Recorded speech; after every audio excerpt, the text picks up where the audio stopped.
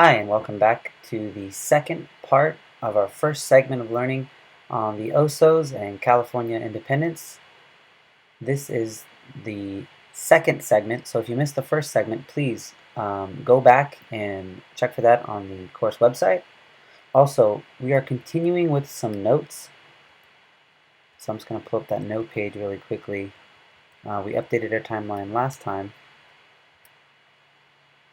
Our notes, last time we covered Trailblazers Headed West because we also covered John Sutter and Manifest Destiny. And so today we're going to talk about these four topics. So pause the video if you didn't get those in your notes, but you should have had them from last time. So I'm just going to quickly zoom past all this, talking about how the Trailblazers and early California immigrants came to California, why they came to California, and what sort of things they did when they were there. And we also talked a little bit about how, well, there's the technology from my childhood. We also talked a little bit about how the people who were living in California during this time weren't actually American, they were Mexican. Why? Because Mexico was the owners and obtained California when they got that independence from Spain. All right, so here we are. We're going to talk about President Polk. President Polk is a guy who was really excited, or not just a guy, he was the president of the United States, and he was very excited about the opportunities that the western half of the North American continent brought for the United States. And he did what any gentleman would do. He sent a messenger down to Mexico City asking them for the purchase of the rest of the western land, because remember, America had bought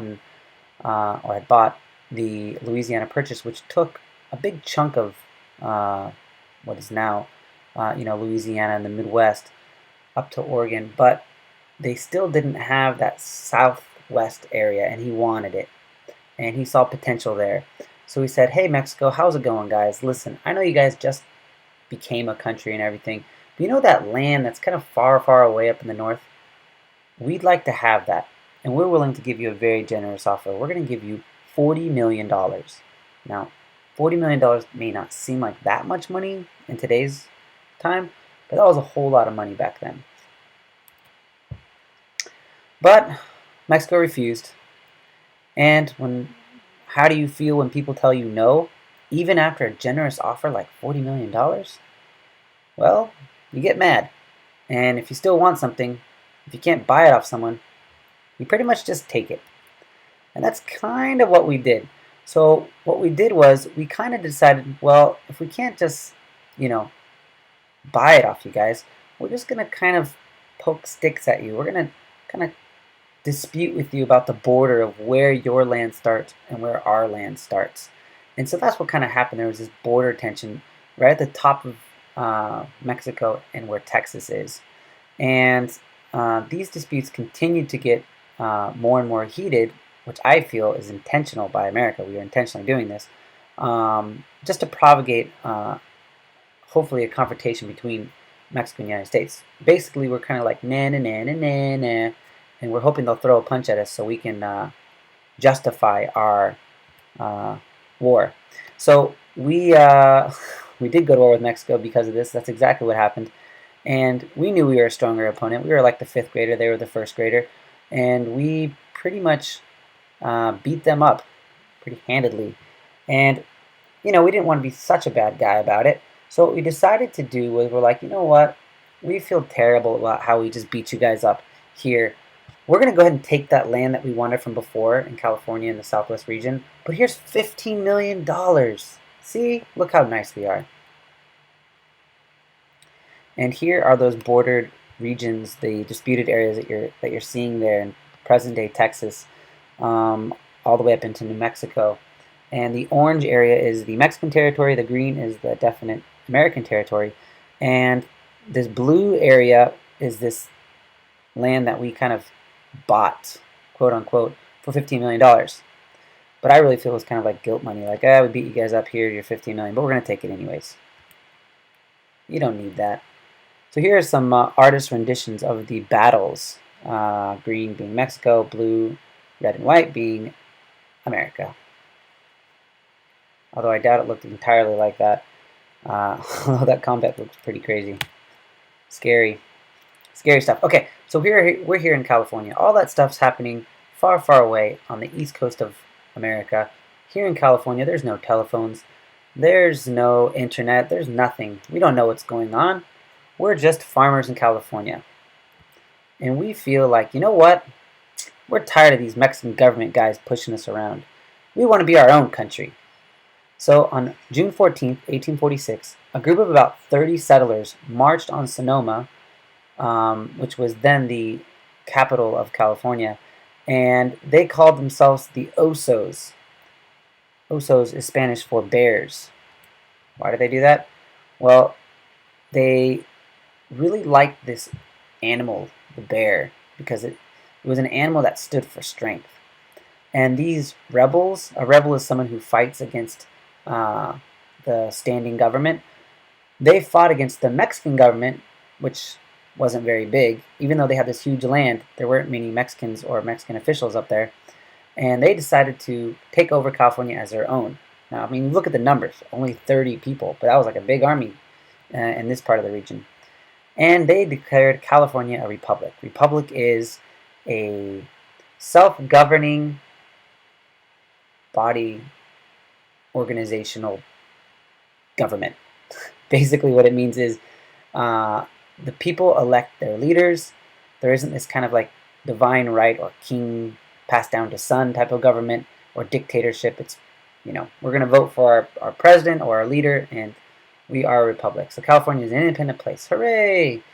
We beat up a few Mexican officials and said it's ours now, all 30 of us. Oh, but wait. The United States and their huge army of thousands of soldiers kind of just bought the land from Mexico for 15 million bucks. And they kind of just fought in a big war to win the prize of California.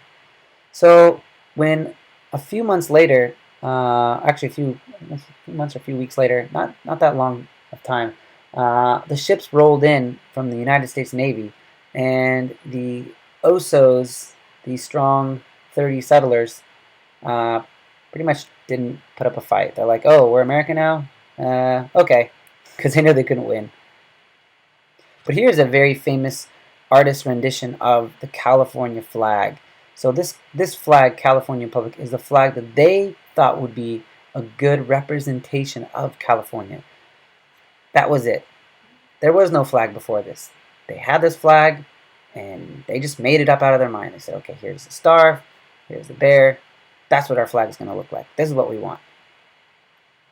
And what does this flag mean?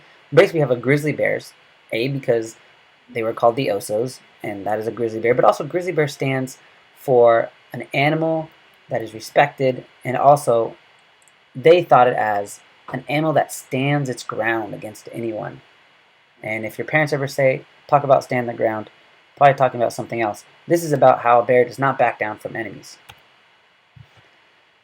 And the republic part of the flag is for the democratic ways of governing, like I said. And the lone star, that one red star, represents freedom and independence. Like, we are an independent country. No, you're not. You are not an independent country. You are a state in the United States. But for a few days there, they were their own country. California Republic. That was the original flag.